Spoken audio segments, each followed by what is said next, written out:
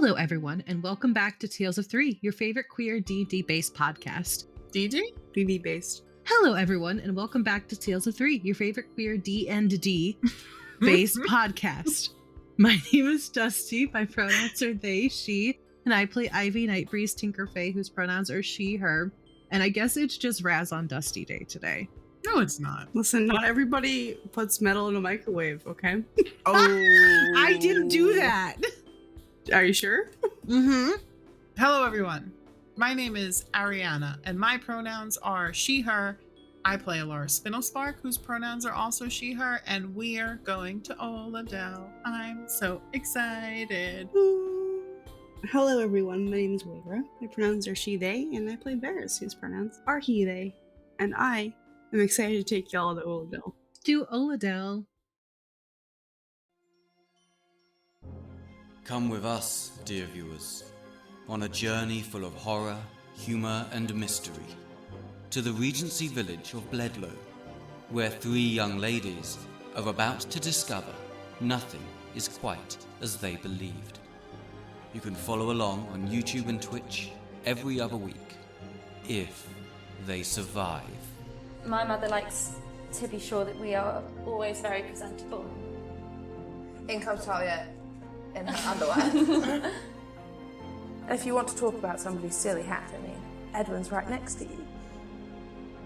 I do miss you terribly when you go away. I'll be home soon. I promise. This is quite disturbing. Why would he have such unholy books? Have you come for my power?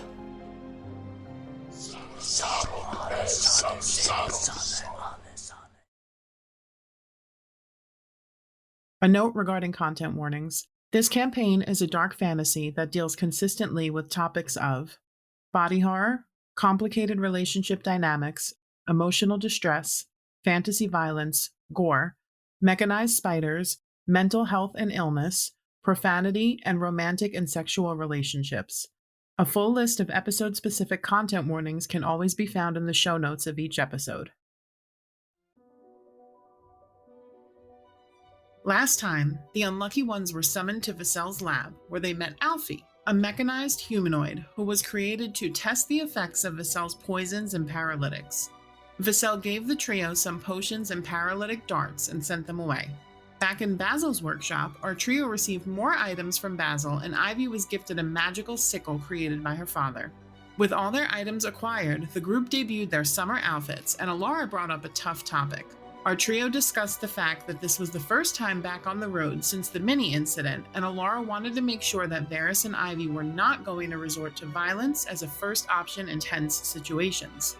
With Ivy keeping quiet, not wanting to say something to make the conversation worse, Varys opened up about their past and how violence was all they knew for a long time. In the end, the trio agreed to try to do better, and to only resort to violence when all other options were exhausted. And we pick up now with Tuo heading to the Treeportation Station.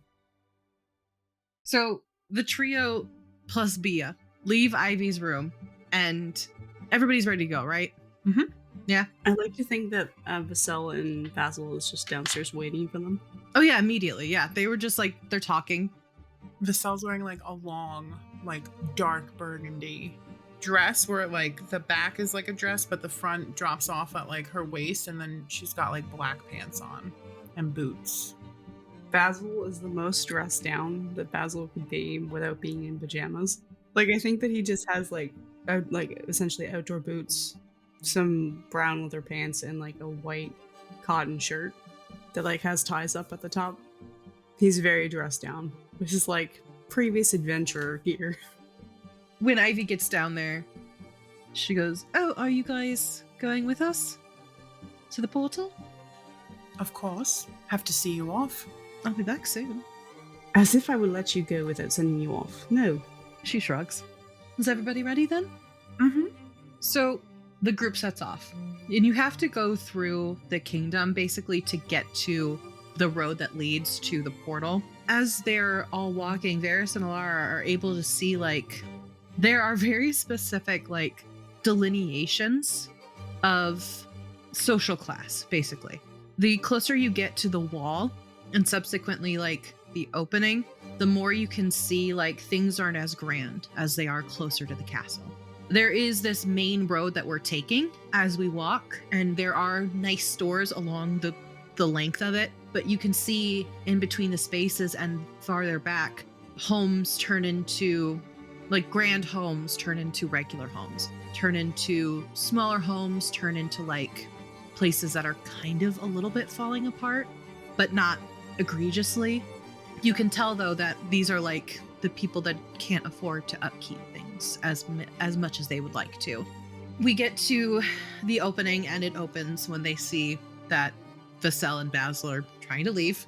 There's no issue there. We pass the guards. Alara, you see the guard that you had an altercation with? Oh, the mean one? The one that felt like a turtle? Yeah. I think he sees you and quickly looks away. She like tugs on Varys' sleeve and like taps Ivy. He looks down at Alara. And she's like, that's the guy that I threw a ball bearing at. The one that he says loudly, the one that you made fall on his ass. You mean? she like gasps. She's like, Varys, it's a secret. This is secret. He doesn't know it was me. That's literally why she got arrested. Ivy goes, oh, that's Flinna. Who? He's Flinna. He's an asshole. She does not keep her volume down. Nice. She waves at him as they walk by. You can see his eyes like flick to you and then flick back. Varys is discreetly scratching an itch on the side of his face and with his middle finger towards the guy. And keeps walking. I think you hear a snicker behind you and then like a thump. As one of the guards was snickering and Flinnar like hit him upside the head. And then the group turns from the main road to a path that is like actually laid out nicely. There's a little sign that says Fellismore Treeportation. Love it. I like to believe that Ivy recoined it when she was younger. Yeah. Alara nudges Varys and she goes, what do you think about that word? I know you have problems, with like naming things. Ivy snickers. It's alright. I mean, I think it's very clever. For a teenager, perhaps. She looks at Ivy. They're so grumpy. She sighs dramatically. He's smiling. He's joking completely. Some people just don't understand art. Alara nods. Yes, we have that conversation, haven't we? Mm-hmm. Mm-hmm. Her eyes go wide. And she starts walking fast. It's this way, the treeportation station. He looks confused. She's like almost running. She's like now in line with Vassell and Basil. Who are holding hands, by the way. Yeah, of course they are. Alara, you alright? Yeah, I just really want to get there, Why are you moving so fast? Because we have to get there. You never run. I'm walking at a quick pace. So the path is upkept. It's actually pretty nice. You can see there are various stations along the way in case of like an attack that comes through. So there are guards that are stationed. These are guards that this is like the easy job to them. So some of them are sitting. They stand quickly when they see Vassell and Basil. Yeah. But they've got like weapons and stuff. There are a couple racks of weapons along the way as well, just in case. But it feels very much like a laissez-faire sort of situation. About 20 minutes of walking, you would estimate, we get to this grand tree. The tree itself is kept alive by magic. Ooh. It is a very, very old tree. It is a very large tree. You can see golden waves of magic as they like slither up the sides. To the naked eye. Mm-hmm. And it basically glows, makes the tree glow. Ooh. There are flowers, pink flowers that dot the tree branches. You see the frame etched in runes. It's not doing anything right now. It just shows like tree bark basically, but there is a frame around it. There are 4 guards situated around the area, 2 on either side, and then 2 just sort of in the general area. You also see a giant horn in case something comes through that shouldn't come through, and they can blow the horn and ready everybody. I'd like to make a sleight of hand check. Through the horn? Nope. Yeah, I want to steal the giant horn. Varys is like, that's Gonna mine. keister it. It's mine now. No, I'd like to sleight of hand remove the wizard's brooch that he has on. Okay, Just like subtly take it off. sure. Why? That's 21. Whoa. I've got to roll for 4 guards. I'm gonna roll for Vassal. Roll for Basil as well. Basil got a 19. One of the guards got a nat 1. I got a 10, so it doesn't matter. One of the guards got a nat 1. He doesn't care. He's too busy looking. The others fail, but one of them gets a nat 20. Ooh. Okay. He's just gonna put it in his pocket. I'm now going to roll for Ivy. So is he wearing the barbarian one only? And the brooch of shielding? That's my 3rd nat 20 today on this dice. It's a lucky die. Let's go. Good for you. Ivy notices. She doesn't say shit. She's like, whatever, that's your prerogative. Alar's, I'm not even rolling. Alar's looking at the magical tree. She's like, ooh. I think one of the guards near the tree sees you do it, and I think he's just like, whatever. No, he doesn't make a big deal of it. But I do think that when he sees like the magic around, I do think he's gonna like put his hand through it subtly. Just like feel it, you know? No, the magic in the air. So the glimmer that you see is running through the tree bark. Okay, yeah. So he'll put his hand on the tree. I think somebody goes to say something, and then they see Vassal and Basil haven't said something, and they're like, all right, I guess. Yeah. Ivy goes, all right. Are we ready to go, or is there somebody else that's coming? As if you spoke and a god heard your prayer. You watch this glimmer of pink mist that is very familiar now to all of you appear standing in front of the tree, close Varys to where you're touching, and in like a shimmer, Titania appears, wearing a gown. Very, like, the colors that she's wearing match the gold and the pink and the browns of the tree. Ferris will respectfully take a couple steps back. Everybody bows and curtsies. Ivy doesn't. Ivy, except for Ivy. And she walks up to you, Ivy. And she puts her hands on your shoulders. And the guards, like, all kind of take a step back, too, to give space. As she does come in, the tree blooms more when she appears. Aw. Ivy. She, like, stops and kind of just stares at you for a minute. She stares up at you. She kind of, like, kneels down, I think, for you a little bit. And she just takes you and she, like, embraces you. She gives you a big hug. She hugs her back. Please stay in communication with me. I will. I have full confidence that you and your friends will be able to solve this issue and come back quickly. I think so too. I sent a small force ahead of you. Who all did you send? Guards. And Soara is there waiting as well. She smiles and nods. She goes, I don't think it'll take us long. I don't either. But be careful. Of course. She nods. Vassal walks up to you, Ivy, when Titania stands back. And she just kind of she takes your hand and squeezes it. Mm-hmm. And just like kind of looks at you for a minute and nods. And squeezes your hand again and steps away. She squeezes her hand back. And Alara will realize that's where Ivy got it from. I love it. Basil steps forward after Vassal walks away, and he holds his arms out for an actual hug. Says, if you are so inclined. Oh yeah, she gives Basil the biggest hug. He holds her real close again. He's like, I know you're going to do great, but don't forget who the fuck you are. You can see she's like a little surprised, but she smiles. He holds you at arm's length. Be proud of who you are. She does that like bashful sort of smile thing. Aw. He gives you like your shoulders a little squeeze, and he's like, just has a big proudest smile on his face. I would wish you good luck, but I know you'll do well. So he steps back and he looks at Alara and pats your shoulder instead of giving you a hug. Kick some ass, Alara. She nods. Good luck to the three of you. She doesn't say thank you. She nods. Basil smiles and taps his nose, noticing you didn't say thank you. And we'll go back with Vassell. Put an arm around her and give her a little side hug. Laura just looks like, kind of whispers to Ivy and Varys, like, they're really like hyping us up. We're going to be gone for like one day. Varys leans forward and is like, well, leans into the two of them and says, I think that they're just nervous for their daughter. I don't know why. I'm perfect. Then she walks away.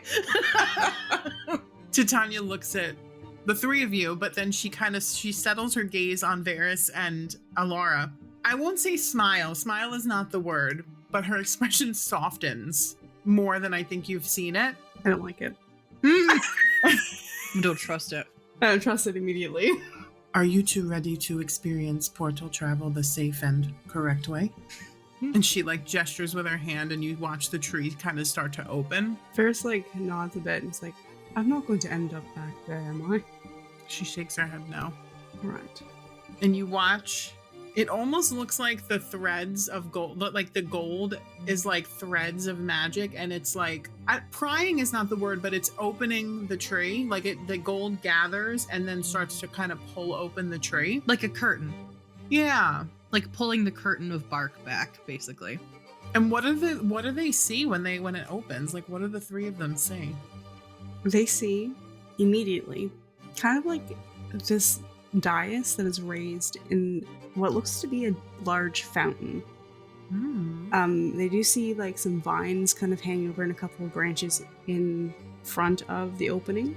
That seems easy to move through. So you could just see right through to where you're going? Right through to where you're going, and you can see a garden beyond and some houses. A couple people walking through. Alara like breaks her neck forward, like peering in. And very distantly, you see the glint of water. As they step forward, she grabs both of your hands and squeezes them really tight because she's a little nervous. Because last time this happened, they did not all come through on the same side. She takes a deep breath. Varys reconfigures his fingers and holds onto your hand as well. Ivy clips Pia's leash on. Just in case. Before they step in. Yeah. And they step through. Does Alara see anything when they step through the portal?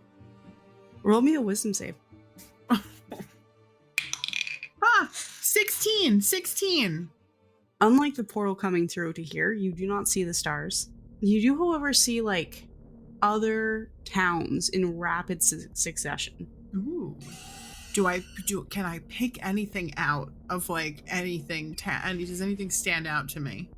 First, you see like large white marble pillars, and then you see like a dilapidated stone structure from another. These are two different town portals. And then you see what looks like the edges of a tree, but you see like this weird black ichor like leaking into the ground. The vines are being eaten and devoured by some sort of dark energy. And somebody, very quickly, it's so quick you almost miss it, in a veil with a sharp pointy metal crown, whips their head around like an owl in an angle that should not be possible for a person. And makes eye contact with you, and you see two white smoldering beams, and you hear like for a brief second this scream. No thanks. And then it flashes to a beautiful tree with flowers blooming, and then you're Christ, I'm so kind of sorry I asked. I was like in my head, remember to ask if she sees anything when you go through the portal. And then you see the town that you walk out to. And we're there? And you're there. Are they still holding hands when they come out? They are still holding hands when they come out. She is squeezing, like digging her finger. I don't think she has like long fingernails just because like it doesn't lend to what she does. But she's like you can feel her, just like the tips of her nails digging into both of your hands. As we step forward, you just hear Ivy go, ow. Laura, are you all right? She like lets go of both of your hands and steps back a little bit and looks around at her surroundings, like outside. Yeah, she nods. I'll tell you later. I'm assuming there are other people. I'm assuming there's like people around, right? Like, yeah, there's actually a couple people chilling in the park who like look up at you are on a raised platform made of cobblestone, surrounded by water that's trickling down. And they look up at you and saw that you have come through a portal that was previously dormant for a long time. And they're surprised and confused, and like they're whispering among each other. Is there like there's not like a retinue of guards waiting to meet us, or Sawara, or nothing? There's no one that you see immediately. Well, Alara looks at the both of them. Did we, how many teleportation stations are there in Oladell? Did we come to the wrong place? Ivy looks around. Alara, as you're whispering to Ivy and Varys, this group of people is now hurrying out of the garden quickly. At the corner of your eye, you see them like walk into someone. There's an exchanging of words, and then that group of people continues on a little calmer, and one person is approaching you. And as they get closer, you can clearly see an owling, a barn owling, familiar to you, Alara, in leathers and looking a little bit more perky and excited. Alara waves. She's almost like hopping. Hi. Hi, I see you made it. We did. We thought we were at the wrong place for a second. Yes, I'm sorry. We didn't know when you folks were coming through, so I was making my way for the rounds to wait for you. I'm glad to see you made it through okay. Mm-hmm. Lady Ivy, I am Sawara. I don't know if you remember me. You can just call me Ivy. It's totally fine. I would, but that would be disrespectful. Not to me. Ferris has like this shit-eating smirk on his Ivy reaches behind Alara to like smack him on the back. He smiles a bit. He's kind of chuckling. And I don't believe that I've had the pleasure of making your acquaintance. And she like gestures to Varys. He steps forward, takes her hand, and shakes it. My name is Varys. Pleasure. Likewise. So, what I think I'm gonna do, if it's okay with you three, is I'm gonna take you to get settled, because I don't know how long this is gonna take, and then I'll take you to meet the town leader, if that's okay. Mm-hmm. Sure. Alright, right this way. Zara hops down from the dais and just kind of starts walking. We follow. You notice that the dais that you're standing on leads in like 4 different directions. It is very clear that it's in the middle of town. When you turn behind you to look through the portal, there's like a sheen of yellow that tints everything behind it. Behind the tree or behind the portal? Behind the portal. You see it through to the rest of the town. It seems the portal is dormant now. Oh, interesting. It is like 2 trees that are planted on either side of the dais that have wound up and created an arch above. Oh, that's cool. Branches kind of hang down in like these swirly patterns below it. It's beautiful, this tree. It's kind of like an ashen color. And around you, the homes are predominantly made of like cobblestone and clay tile for roofing. It's peaceful. There's not really a whole lot going on at the moment. People are just kind of, occasionally you see people milling about, going on their own, doing their thing. And distantly you can see this like large river that's winding, and you can kind of just see it twist and go out of view behind the mountain in the distance. And as you walk down the cobblestone path, the left side of the river comes into view more, and you see a massive stone structure. Mm-hmm. That there's a bit of water above, and you can tell that this is the dam. Cool. Water is flowing out of it, but it's not going as fast as you think it should. Instead of a waterfall, it's essentially just like trickling. And make a perception check, actually, for me, all 3 of you. Come on. 14! Nice. I was gonna say, where's my good die? Cheater. No. Well, 6 plus 7, 15. 15? Okay, Varys also got a 15. Elar, you don't really notice from this distance, but Ivy and Varys do. There's small surface cracks where the water is coming out. But she takes you down the street to this kind of larger building. It's interesting though, because this isn't made of cobblestone. This one is made out of a tree. Ooh. It's an inn that has been carved out of a massive tree. And it's kind of like closer to the outer part of town, to the forest area. It's beautiful. But when you walk in, it's dark. Are there people in there? Yeah, there's some people just kind of milling about. There's candles on tables and candles along the bar as well. There's some like stones inlaid in portions of the area that looks like they were makeshiftly hung up. that are faintly glowing as well. It seems that there is no power. Because the dam is broken. Yeah. Yes. Yeah. Yeah. Yeah. Laura walks in and like has a moment of like, do they just not do lights here? Is that just And not then she's something they like, do? "Oh." Or Like, is it an ambiance thing, you know? yeah, And then it's an she's like, ambiance thing. okay.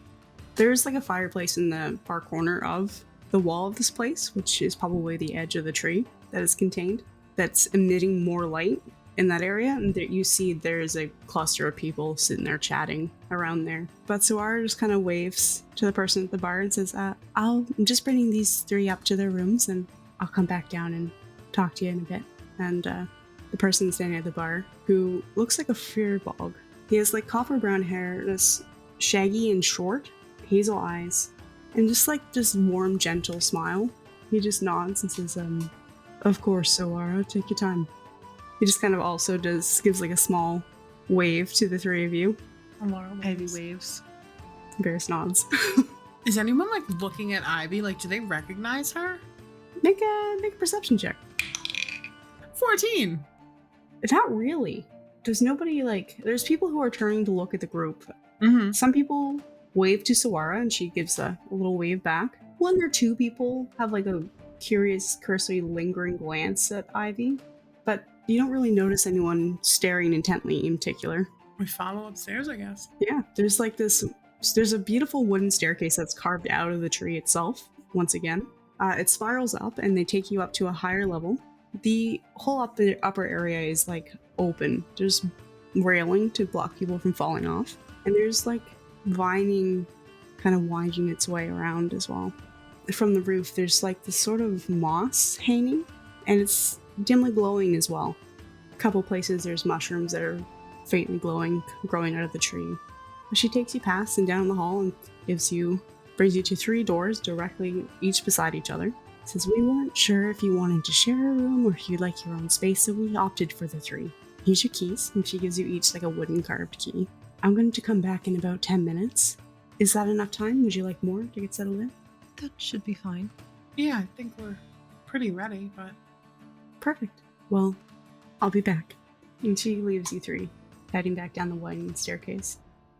Laura looks at her key. Is there like any indication what room the keys go to? Or are they just, she was just like, here are keys, Trying doors. figure it out. It's interesting that you said that. Each of the doors on them, like at the top part, there is like this silver kind of like carving in them, and there's a similar carving in the key. Ooh. Corresponding. So your keys do have a corresponding symbol to them. Ivy at least will drop off her stuff. Ivy, your room has a little bed on the side for Bia as well. Aww. Yeah. How cute. And it is gorgeous. 4-poster bed, very comfortable. There's a little vanity inside. Alara, yours has a workstation and a very comfortable bed as well. Smaller, not a 4-poster, but Varys just has like a basic room with a little study desk. The desk is a little wider, as if like to make space for some studying. When Alara gets into the room, she doesn't put anything down because she doesn't have, like, she just has her jacket with all of her stuff in it. She does kind of stand in the center of the room and just like surveys the space. There's a window, right? Yeah. Is there a lock on it? Yes, there is a lock on the window. So she goes over to it and she like makes sure that like the lock works and that the window's locked. Yep, it does work. Perfectly functional. Is it dark in the room? Because there's like no electricity, right? It is dark, yeah. There's like a bit of sunlight coming through the window that lights it up a bit, but it's later in the afternoon now, so it's not coming directly in. Okay. And then is there like a closet or anything? Like a bureau. Is it like the size of, can someone like hide in there potentially? No, it's not like a stand-up one. It's a drawer one. Okay. Like she could see all the areas of the room. There's nowhere that anyone could like potentially hide and like ambush her. Right, unless of course they're hiding under the bed, but... She looks under the bed. Oh boy. Make a perception check. To look under the bed? Yeah, it's dark in here. 16. 16? There's no one under the bed. Okay. And then she makes sure that the door locks properly too. It does, yeah. It does lock properly. Okay. This place is well up, like taken care of. It's not run down by any means. Everything is functional. It's just, there's no electricity, so it's a little dark. Gotcha. Okay. About 10 minutes go by, and Soar comes back up the stairs and collects all three of you. Says, so I'm gonna bring you to town leader, of course, and then I think we're gonna go see the artificer. Is that something you would be needing to do? Yeah, I guess to talk to them about whatever they can tell us, I guess. Yeah, for sure. She's resting at the moment, so I'm hoping that she will wake up by the time we get there. But yeah, follow me. We follow. Takes you back out through this the tree inn, and you kind of see, like, when you walk out, you look above because you hear something like kind of creak above you, and you see this like rope bridge connecting to another tree going up a little further. Somebody is walking up there, another owling, a barn owling, much older than Soara, but there are similarities. And she's got just a little baby in her arms, A little baby. of dark complexion, and like this glowing tuft of gold hair and amber eyes, like molten amber eyes. It's staring at the three of you. The baby? Yeah. Baby knows your secrets. Baby knows all. Alara waves at the baby. Baby does grabby hands, but not at you. At Soara walking in front. Aww, it's the mother. She's the mom. How cute. Anyway, you keep walking, and Sarah will bring you to kind of like a central building closer to where you guys came in. It is a cobblestone building with clay tile for the roofing. There is moss overgrown on it, and it kind of looks like some of it is built into a hill, where there are like various herbs growing on above it. There's a beautifully carved wooden door made out of the same ashen wood as those two trees that you walk through it. And she kind of knocks on the door gently. Come in. We go in. So you walk into, again, another dimly lit abode. There's a fire crackling in the hearth. There's like a open kind of like meeting area immediately upon walking in. Various chairs, almost like a living room, kind of, but a little more business-like. Beyond, you see a hallway extends further down to where there might be more rooms. Going into the hill, you kind of hear like the sound of clopping, like hooves on wood. And around the corner comes this satyr woman who's like about 5'11", dark brown, tight coiled hair, has a lot of gray streaks running through. She's got dark brown eyes and warm, dark brown complexion. And she seems weather worn, like she's seen a lot of years. But she smiles warmly at the three of you, four of you, I should say. Says, welcome. You must be the people sent by Queen Titania. My name is Reshma, and I'm the leader of this town, recently appointed. I understand that you're here to help with the dam issue? Okay. Who's leading the project? Laura looks around for a second. Ivy points at Alara. There's also gestures to Alara. Me, I am. She nods and comes over and shakes your hand. And you are? Alara Spinelspark of Elisora. Oh, not of the Feywild. Interesting. Well, nice to meet you, Alara Spinelspark of Elisora. You as well. And you are? She looks at you, Ivy. My name is Ivy. She comes over and shakes your hand as well. And you? My name is Varys. And she shakes his hand as well. Good to meet all three of you. So, I understand that we're going to need to get into the dam. Are you three of the fighting inclination, as well as repairing? Ivy nods. Ivy, I think, has her like sickle on her belt at this point in its little case, and she just sort of pats it. I think she kind of chuckles and nods. All right, well, that's good. Because unfortunately, you might have to fight a little bit in there. I'm sure you've heard about the creature problem, yes? Not a lot, though. Just that a creature. Well, certainly Wisp can describe it better than me. She did, of course, have the run-in with it. But as far as I know, it is a large serpentine creature that may or may not have made a nest. That's all I know, unfortunately. That's all I've been able to get out of her. Did it attack her? It did, unfortunately, yes. They had quite a nasty number on her. Oh, will she be all right? With time, she'll be okay, and by the good grace of the Queen, she has sent us some healers. So she should be back up to running in no time. I'm not sure she's gonna ever be able to fly properly again, but we'll see. Aw. How long has the creature been here / the dam been broken? We're nearing a month. Oh. It's been a while. We've tried to have some people go in and take care of it and further investigate, but we have unfortunately been unsuccessful. There's also been some localized flooding internally in the dam, so that is further limiting our ability to assess the problem. But every day that we wait, the integrity of the dam is more and more questionable, so we're very excited to have you here. We will do our best to help. Mm-hmm. And we are at your disposal as well, whatever you might need. Healing items, I think there was some backup sent along with the healers as well, should you need extra hands. And of course, Wisp's workshop is available to you. But with that, should we go meet her? Or is there further questions? Nope. Let's go. I guess meet Wisp. Does Reshma not recognize Ivy? As far as you can tell, no. I think Ivy's gonna find that most of this town doesn't really know who she is. That's going to be refreshing for Ivy. I bet. She gestures for you all to head out the door. Soara, she excuses herself, and she's going to leave you to Reshma, and she heads off to guard duty on the other part of the town. So you're brought further into the town, closer towards the river this time, by the tree line, where there's interestingly a large mushroom, the size of a large house, I think. Oh, wow. Half of it is like red and blue and white. It's kind of like leaning over to one side. And from it, there's more of that glowing moss that you saw in the tree. There's a door in it and several windows along the side. But Reshma doesn't knock, she just walks right in. And inside, you're greeted to what looks like the front of like an herbalist storefront. There's one person just kind of standing at the counter. Nobody's in the shop shopping at the moment. The person at the counter is quickly going through a log.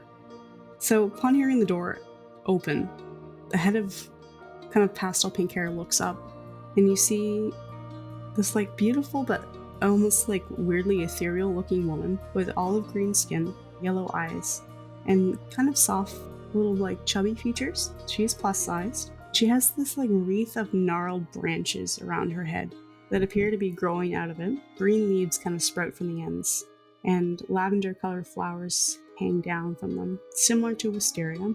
Behind her, though, are these large light green wings that looks like kind of like vines are like weaving their way through the membrane of it. They have this kind of soft yellow sheen to them. And she's got pointed ears, and she stands about 5'6", and her wings are just massive behind her, kind of fluttering open like a butterfly's. She sees you all walk in. She's, "Oh, I didn't realize y'all were gonna be here so soon." Hi. "Hi, I'm Aranthi. I run the herbalist shop here, and I assume you're here to see my partner." Wisp? "That would be her. She's awake. A little loopy, so I'm sorry, but I'll bring you on back to see her." Thank you. She smiles a bit, nods, and says, I would wave that off, but I think I'll keep it." She smiles, just like cheeky little smile. Ivy's like, murder time. Ivy narrows her eyes a bit. I mean, I need some way to trust that you'll fix the dam, right? She doesn't walk out. She actually glides out, but she takes you on back, kind of like through this like light curtain of moss, down a hall, and there's several doors that you pass by, all closed, seeming occupied. It's very dark in here as well. The only thing that's kind of lighting the way are these little torches, again, very makeshift sconces, and a couple glowing stones. She kind of stops at one door and lightly taps on it and says, "Wisp, you've got company." And beyond the ear, "Oh, it's about fucking time. I'm bored as hell." Ivy laughs. "Let him in, please. I'd love someone to talk to. I'm going insane." Aranthi just kind of laughs and says, "Go ahead, guys." And she opens the door and lets you in. We walk in.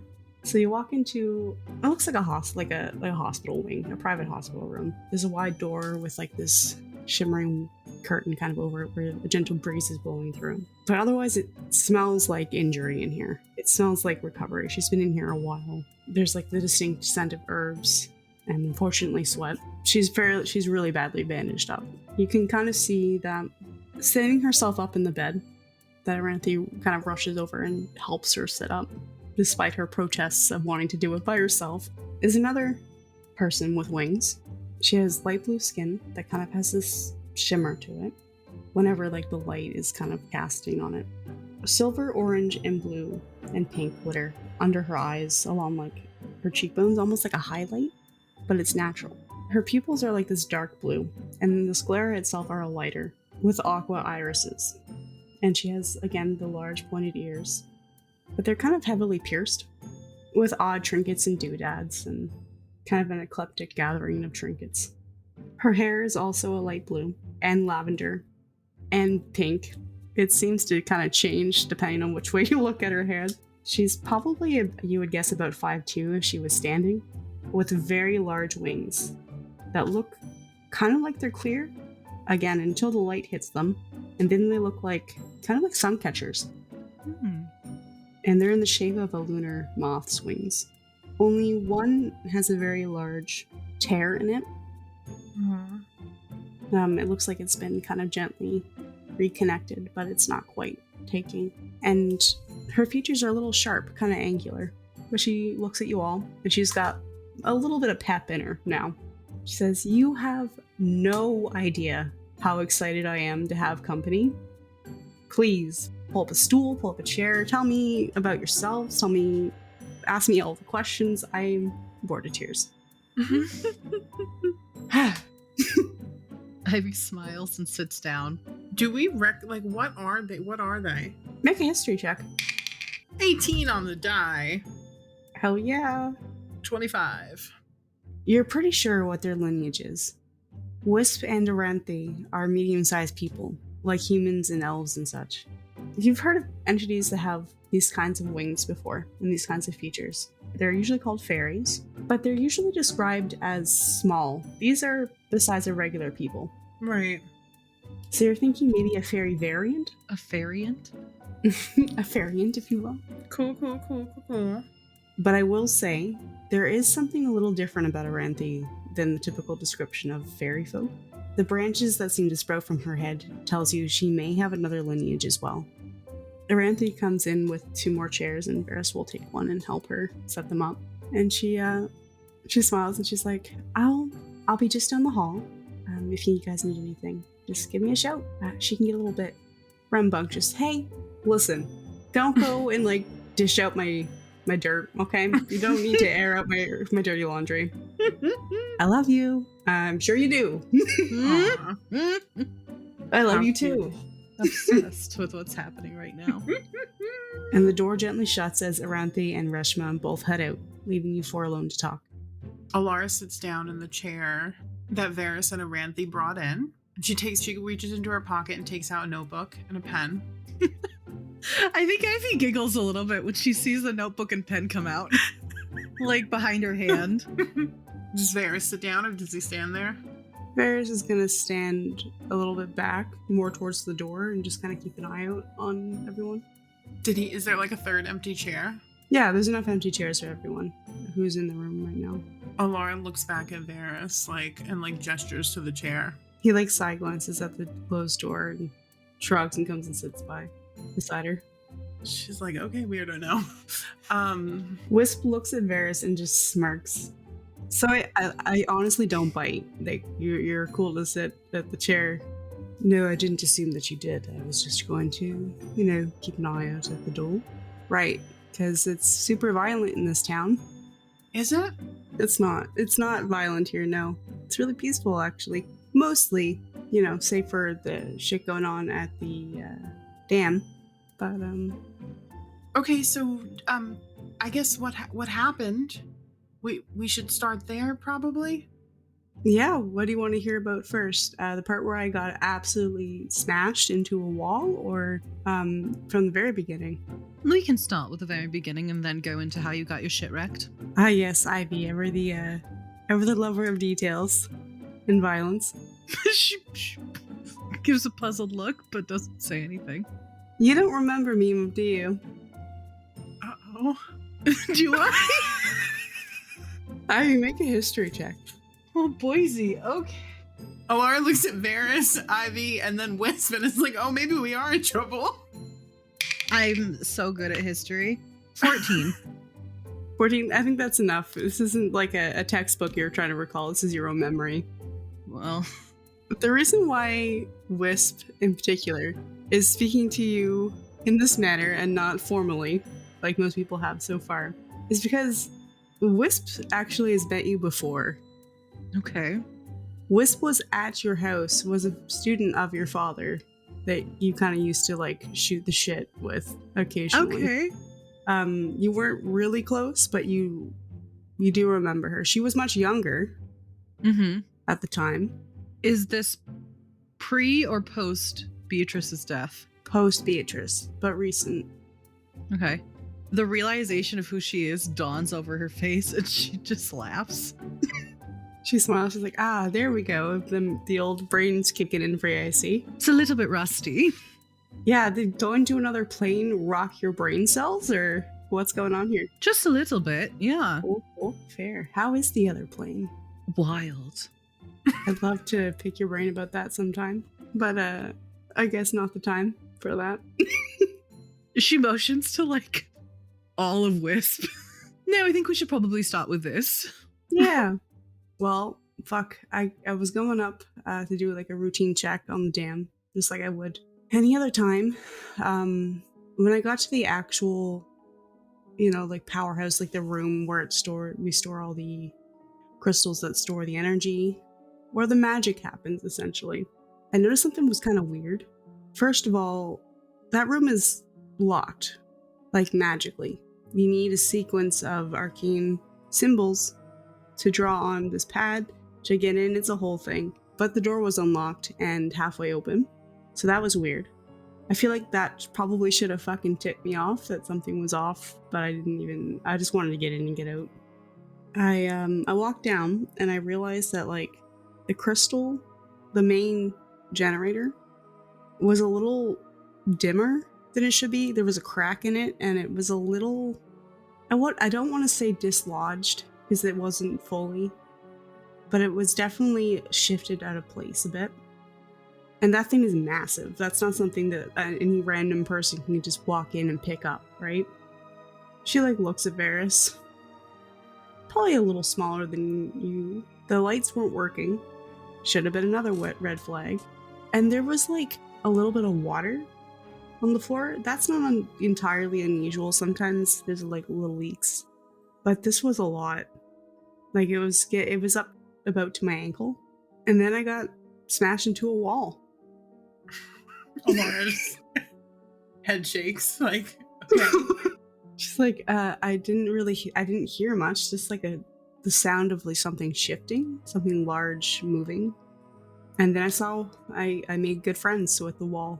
I made good friends with the wall. Yeah, and I woke up here.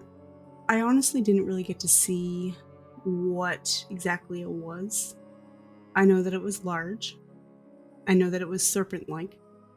And I know that it had like jagged scales. But that's all I really remember. Alara's been like taking notes. She looks up. Do you who got you out? Who found you? Well, one of the guards came and pulled me out. Kind of knew.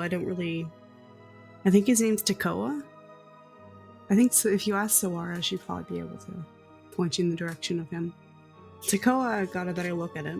Said it was kind of like a really large serpent creature. Some people in town kind of put their heads together and kind of realized what exactly it was. It's called a Pyrrhicor. Do I have any idea what that is? Yeah, make a nature check. History or nature. 17 plus 5. 22? Nice. Yeah, I think that's enough.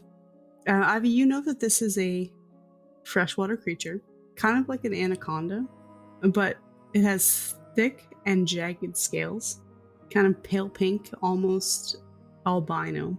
But there's the shimmer to the scales, almost iridescent, like. You know that adolescents can be 25 to 30 feet long, Jesus. but they can get as long as 50 feet once they reach adulthood. The babies are around 6 feet, and you also recall that the adults, it would take probably like 2 people to wrap their arms around the thick of it. These are massive creatures. They typically reside in deep, deep fresh waters.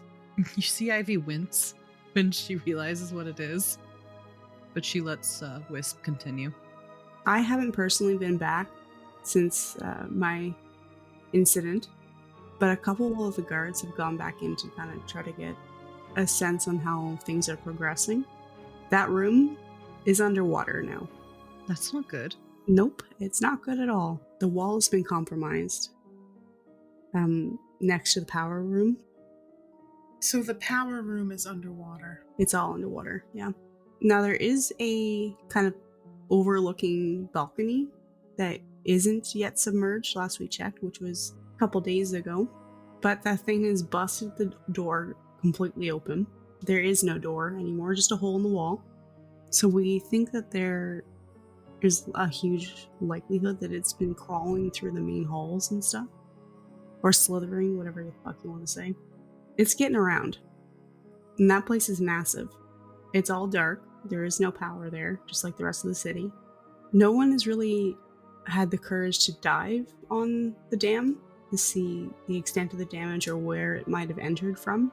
But if I had to guess, and she kind of like starts rummaging through her pockets, like patting them down, she pulls out this crystal and she like squeezes it and crushes it, and it turns to dust in her hand.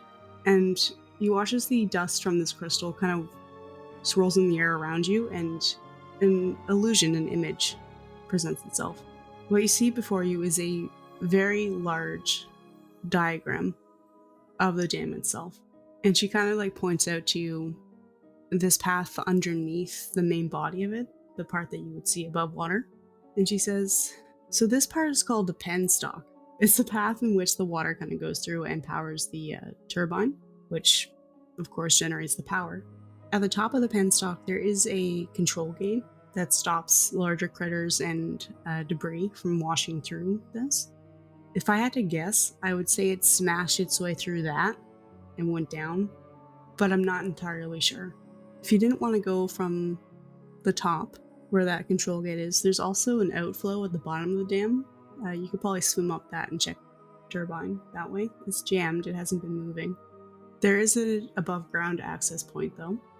Of course, we're not diving down the penstock every time we go check it out. And she kind of like waves her hand and it shifts to a sideways view of like where you would enter above the water. There's a door here. It'll take you down several hallways, and she kind of like swipes her hand and it takes you through the doorway down this massive hall, through another set of doors, down a couple flights of stairs, and then it opens up into a grander hallway. Ivy, this hallway would definitely be big enough to fit that creature in. Mm-hmm. And at the sides, you can kind of see there's that shimmer of like light that you would see water reflecting through. There's windows in this hallway. And she's like, she kind of shifts the angle after you go down the hall so far. And she says, this is where the power room is. That door here, she gestures to the door with the padlock, isn't there anymore, so you shouldn't have to worry about password. My only concern, I guess, is how it got in there and why the door was open in the first place. That's the part that never made sense to me. Like, yeah, it could have definitely smashed through, as I said, through the penstock. But in the off chance that somebody put it there somehow, I don't know, I'd be careful. So has anybody been able to surmise that there was actually another person down there at all? Has that been investigated, or were you not able to? No one's really looked for a person. To be honest, I wasn't conscious when they went to check it out, so I haven't really been able to tell a whole lot of people that that's a possibility. So I guess watch your back. Ivy laughs at that. Do people know now? Are they looking into it, or are we the first people you've told? I woke up maybe 4 hours ago, and this is honestly the longest I've been able to focus and maintain coherent conversation Oh. since getting here. Oh. Yeah. Okay. I didn't realize that. Alara sits for a second and she's like quiet and you can tell that she's thinking. And then she looks at Ivy and she looks at Wisp and she goes, I'm not sure how exactly to ask this, so I'm just going to ask. And if it's inappropriate, then just tell me it's inappropriate. There is very little you could say that it's going to upset me. I promise you that. Ivy's side-eyeing Alara right now. Ferris is bombastic side-eyeing. I thought that healing was just like a snap of the finger in the Feywild and you know, everyone just gets hurt and then they get fixed like that. Is that specific to Felismore? Yeah, it must be nice for people who have access to that. But, you know, if you don't got a healer in town, then you're kind of fucking shit out of luck. And I'm shit out of luck, so... She nods slowly. So not all towns have healers. Right. You kind of have to have one that's like post up there. She kind of side-eyes Ivy and she's like, and that's not something that the court thinks is important for all the towns to have? She's like getting quieter as she's asking the question. No, Wisp like turns her head and looks at Ivy. Oh. It's like, you know, I've never really thought to ask, but since you're here, Ivy. Where are we in an inn or a hospital? Like, what are we in right now? You're in the hospital / herbalist shop. Ivy looks around. She's like, you have a hospital? Where did your healer go? She died of old age some time ago. And no one trained under her? Or... Nope. Why? Alara is obsessed with the geopolitical dynamics of the Feywild right now. She's like, the fuck if I know? Do I look like a healer to you? Well, do people not usually get hurt here? No, that is true. People don't usually get very hurt. Like the occasional scraped knee or like a broken bone that can be set, you know? Nothing dire, for sure. Okay. This is the first like major... She rolls her eyes. And of course it was me. Ivy nods, like, yeah. Yeah. I'm sure most major towns or like larger, busier towns have healers in them, but we're kind of small and it's usually quiet here. So I don't think anyone really thought to write about it. All right. Okay. So the door was unlocked. So that's a weird thing. Circling back to. Alara's like, I wash my hands of this actually. Yeah. Wisp does a double take. She's like, sure, yeah. Just gonna breeze right by this conversation awkward that you brought up. Well, I mean, Ivy laughs again. I mean, I'm not gonna be like, oh, you should have thought about this beforehand. You should have thought about that beforehand. Wisp's like, yes, yep. No, you're probably right. She gives you the finger. Ivy blows her a kiss. Ferris shakes his head and laughs. Sorry, what was your question? And what are your guys' names? I know Ivy, obviously, but... I'm Alara Spinelspark of Elisora. It's the exact laugh Ivy makes. And I'm Varys. Of Elisora. Right. Well, it's nice to meet you both, officially. It's nice to have a name to associate to your faces. Okay, moving along. Yes. Varys leans forward and puts his head in his hands. And I was just laughing. Yeah. He stands up and starts pacing a little bit. Not like urgently, just like looking around. Looking for anything in particular? No. A way out. Alara's literally like, well, no one else is asking questions. Yeah, no, this is her thing. She takes a deep breath. Okay, so this problem is not straight. It's even more not straightforward than we originally thought. Right. Somebody opened the door to the power generator room. Mm-hmm. A creature probably smashed through the gate, and the dam is broken. Right. Or the power to the dam is broken. And judging by how filled with water that room is, I can say that the damage that was caused is probably spreading. So we're on a time clock also. Yeah, if that dam breaks, this town's getting washed away for sure. So, well, we're here to save the day, obviously. So, we're gonna get right on it. And then she like whispers to like Ivy and Varys, I'm not super sure about the procedure and process for, starting this. Varys comes back over. Says, "Did you get everything you needed, Alara?" Wisp, do you have anything else you think might be helpful? You're the one repairing the dam? She reaches in her pocket and takes out the little schematic book that Basil gave her. Right, okay. Well, I trust that Basil's briefed you on how it works, right? Okay. No. Listen, your sass is not appreciated at the moment. I'm obsessed with these two. Like, I adore you, but not right now. So to get it back up and running, there's a lot of work that's going to need to get done. Obviously, the room's going to have to get drained. The wall's going to have to get repaired. But primarily, we need that fucking thing out of that room. So that would be my main concern.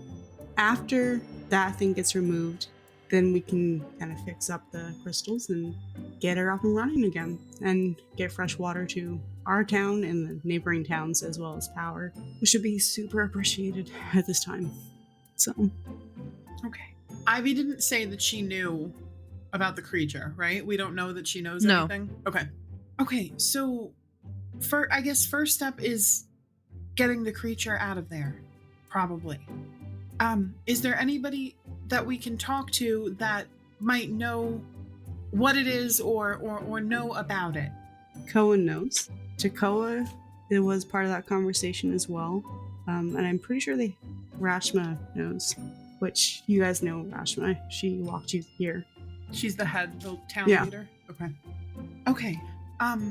So we will talk to them and try to figure out more about the creature first, and then go from there. Right? Yeah, sounds like a solid plan. I'm here if you need, advice or further explanations. I'm at your disposal. Wake me up. I'm bored as fuck. So we will keep that in mind. Wisp, I've got a few more questions for you, if you don't mind. Oh, pretty boy thinks. Do ask. Ferris raises an eyebrow and smirks a bit. The dam, you said, has been flooded before. How have you drained it previously? We have a drainage system throughout the interior just in case, but I'm not sure there's enough power left to activate it. A create and destroy water spell might be sufficient, or control water in that case. He looks at Ivy. Maybe we can go over what spells we have at our disposal later. I think that's a good idea. I'm not sure exactly what I have, but we could probably find something. He nods. I'm sure between the three of us we'll have something figured out. Ivy nods. And he turns back to Wisp. When the turbine jams and power ceases to be generated, how long can it power and purify? Do you have any approximation how long it's been down for? It stores enough energy for like about a week before it runs out. So I'd say it's probably been down for about a month in total. How soon after the dam stopped working did you check it out? Well, I only check it out routinely, like once every 2 weeks.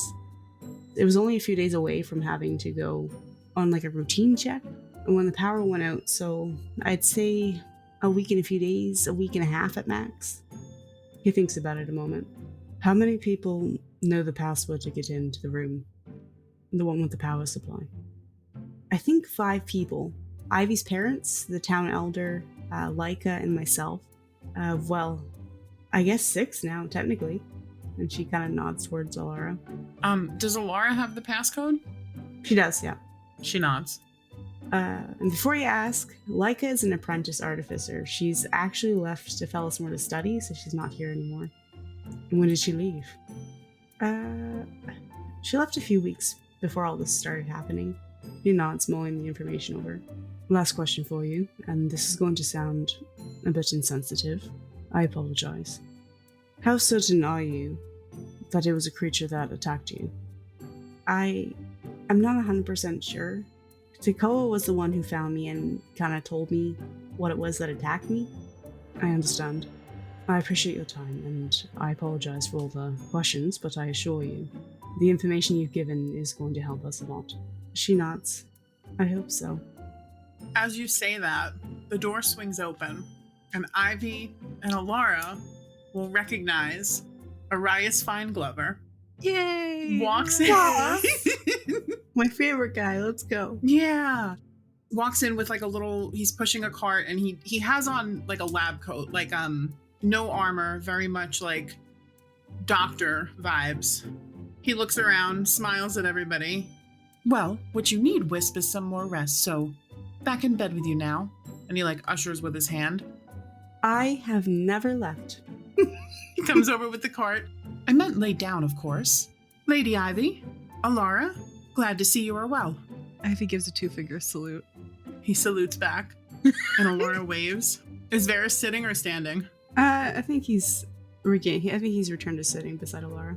He looks over at Varys, and he puts his hand out. Arise, Fineglover, cleric of our good queen Titania. And you are? He takes his hand and shakes it. Varys. They found you. They did. I am very glad to hear it. Appreciate that.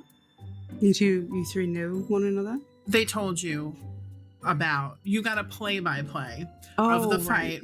So you will recall. Yeah, it takes him a second, I think. He's like, Alara looks at you like, you better fucking remember who Arise. Ivy, as you you recall it, Ivy goes, yes, this is who we almost replaced you in our group with. Arias like does like a, what is this gesture with his hand? Like Aw, shucks, you. Yeah, he kind of like he throws his hand out like ah. Varys laughs. Well, it's a pleasure to meet my almost replacement. Thanks so much for listening. We are grateful for the love and support. If you're enjoying the show, please consider leaving us a 5-star review and tell your friends about us too. A like, subscribe, or share goes a long way for small creators like us. If you want more Tales of 3, head over to our Patreon, where we have a ton of free bloopers and episode extras, as well as some paid tiers with even more perks. Speaking of, we'd like to give a huge shout out and thank you to our Green Fiend Patreon supporters, Michael and Jen Bear. Also, if you join the Red Rogues for $5 a month, you'll get access to RDCC, an after show where we deep dive into character motivations, player reactions, and give a glimpse at our creative process. And with that, our story pauses here for today. Join us next time as we continue our adventures, and remember, it's never too late to start your own. Bye! Alara and Varys, you're probably wondering why I've gathered you here today. Yes. Is why? it to read my funeral rites? Because No. I am handing you papers. These are comments Ruffling that were paper noises. left on some episodes of ours, and I am making both of you read them for me. Thank you for being gracious, bestowing this responsibility upon us. Think nothing of it. Varys, you can go first. And Alara puts her hand on her nose. And you have to say the cult of mourning. What? When you say the episode name, make it say it's silly. Be a silly, goofy guy. Hold on, let me get my video camera out. And action. Episode 9, The Cult of Mourning. Arcane Amphitheater said, "Be quiet and be ready to stab." Should be on a mug, with a crying laughing emoji. Merch coming never. Don't say never. Maybe by the time this episode comes out, there might be merch. You never know. Maybe. I thought you were going to say murder for some reason. It might be that too. Episode 13. Episode 13. Ivy's Sixth Sense. This comment, we may have read before, like 20 episodes ago, and we just don't remember, so we're doing it again, is by 26 Elnus Rush, and it says, wait, so you're telling me that the nanobots could get stuck in your wounds while closing, question mark? Yes. So little by little, this party is turning into Terminators thanks to Alara. That's amazing. You're welcome, Ferris and Ivy, and also dear listeners who apparently kind of like our podcast or something. What is a Terminator? We're turning into robots. All right. No, thank you. But thank you, dear listener, for leaving comments. Leave more because we'll read them. Bye. Bye. Or be dragged to by Ivy. Goodbye.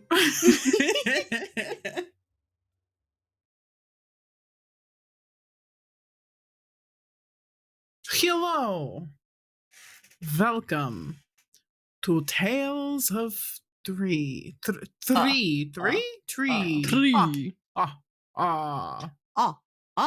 My name is Draculara. And I am the daughter of Dracula. Father. Welcome. Hello. We have been long awaiting your. Okay, so this is the opening.